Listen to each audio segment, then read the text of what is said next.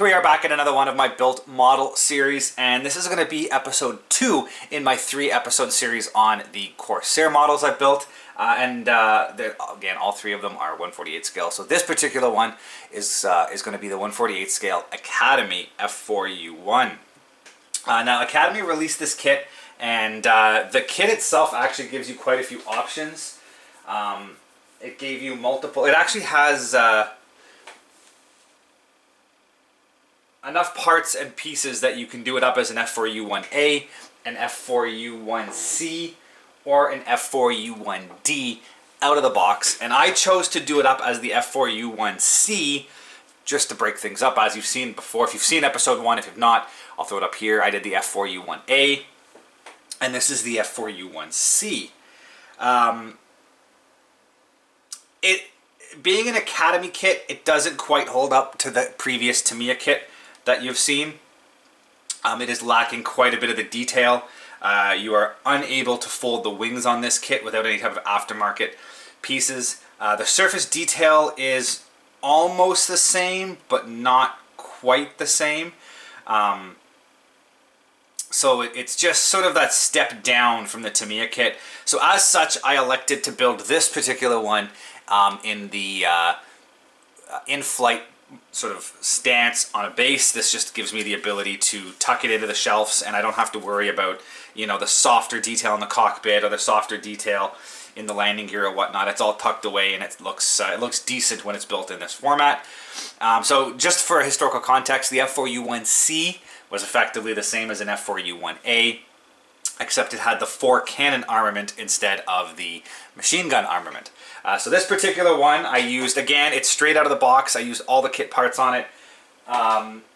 Kit decals, this particular aircraft is for the VF-85 off the USS Shangri-La in May of 1945. So much later in the war, and as you can also tell, it's got the overall blue that they did use later in the war. I didn't go quite as heavy on the weathering on this one as I did on the other one. It would have been a late war aircraft, and operating off of the carrier, it wouldn't have seen the same type of harsh conditions necessarily that the land-based ones would have seen. I did do a little bit of weathering though, a little bit of spot weathering. Again, you can see it's got the slightly lighter shade of blue over top of the fabric. I did the same kind of weathering technique with the decals to make it look like, you know, there is a bit of variation in the color. Same with the rudder, a little bit of a different shade on that, a little bit of variation in the color scheme just to break up the blue, give it a little bit of a realistic look, and, you know, just make it look decent. But overall, it turned out really well. Like I said, it looks good on the shelf mixed in with the other ones. Armament on the bottom, again, right out of the box, I included the 2. I believe those are the 500-pound bombs. I'm pretty sure that the F4U-1 had a 700 or 1,000-pound. So that would be 2 500-pound bombs, possibly 250-pound bombs, to be honest. I'd have to look and see, but either 250 or 500-pound bombs, and then the 8 rockets mounted there as well.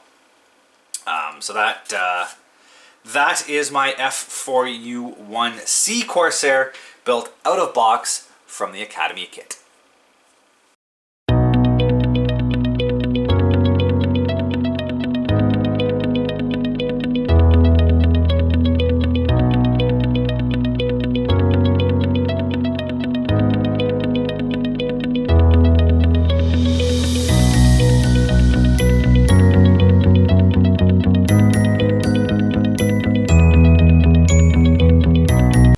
Thank you for watching, guys, and as always, if you are interested in any of the content you see, you can access my website at www.seans-aviation.com.